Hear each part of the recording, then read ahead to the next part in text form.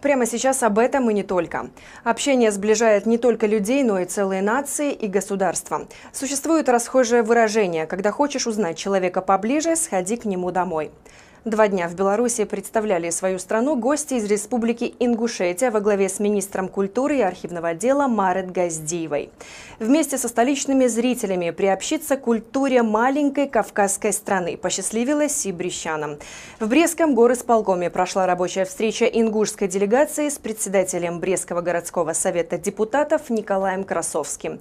А во Дворце профсоюзов состоялись мероприятия, которые познакомили горожан с национальными песенными и хореографическими композициями ингушского народа, уникальными обычаями и природными богатствами, историко-культурным и художественным наследием Республики Ингушетия.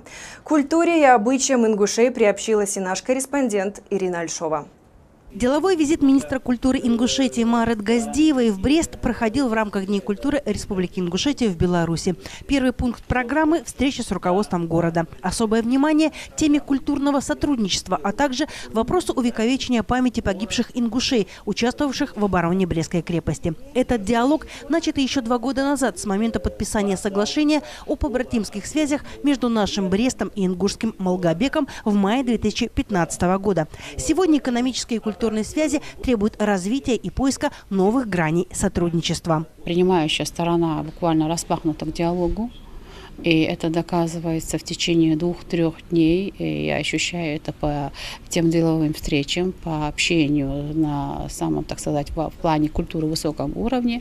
Эту готовность, эту практическая уже, в принципе, реализация тех направлений в соглашении, которые мы наметили. Еще одна важная точка соприкосновения между 2 городами – тема культурного взаимодействия. В 2019 году Брест отметит свой 1000-летний юбилей в статусе культурной столицы СНГ. На встрече также шла речь о возможности включения культурной программы Республики Ингушетия в программу празднования юбилея. У нас все мы планируем задействовать города-побратимы, и наш город Малгобек тоже будет достойно представлен как в культурном плане, так и в других направлениях на празднование 1000-летия города Брест. После официальной встречи ингушская делегация посетила мемориальный комплекс «Брестская крепость-герой». В ходе обзорной экскурсии состоялась церемония возложения цветов к вечному огню. А уже вечером всех брестчан и гостей города ожидала насыщенная культурная программа. На один вечер фойе Дворца культуры профсоюзов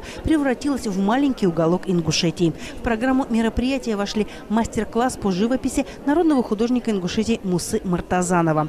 Вся многовековая история хорошо прослеживалась в национальных костюмах от традиционного до свадебного. А выставка фотокопий картин народных ингушских художников знакомила брестчан с красотами этого кавказского региона, колоритом и неповторимыми пейзажами, а также людьми, составляющими гордость и славу маленького, но гордого народа. Как мы соблюдаем традиции, как у нас идет преемственность поколений, как мы чтим и думаем, что наши традиции, они уникальны и очень радуют, что у нас в республике, у ингушского народа эти традиции соблюдаются, сохраняются. После нашего визита, если хоть несколько человек захотят к нам приехать и познакомиться лично с этой красотой, я думаю, для нас это будет большой победой. Особое место в культурной программе отдано историческому становлению и героическому прошлому Ингушетии. Книжно-иллюстративная выставка «Ингушетия. Обретенное будущее» и фотодокументальная «Ингуши. Защитники Брестской крепости» – это целый пласт уникальных исторических событий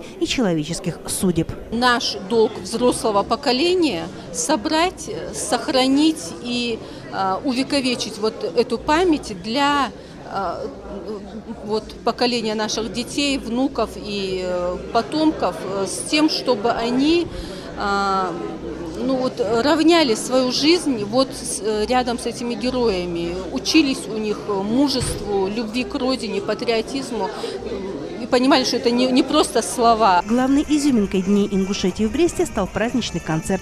В нем принял участие государственный ансамбль народного танца, а также ведущие деятели искусств республики. Артистам удалось полностью погрузить брестчан в атмосферу кавказского гостеприимства и почувствовать воздух гор. Мне народ это нравится. Я вообще-то родилась в Казахстане, и я в многонациональной стране прожила. В Казахстане там же горы есть. Там есть горы, да. И поэтому, да, я с восхищением смотрю.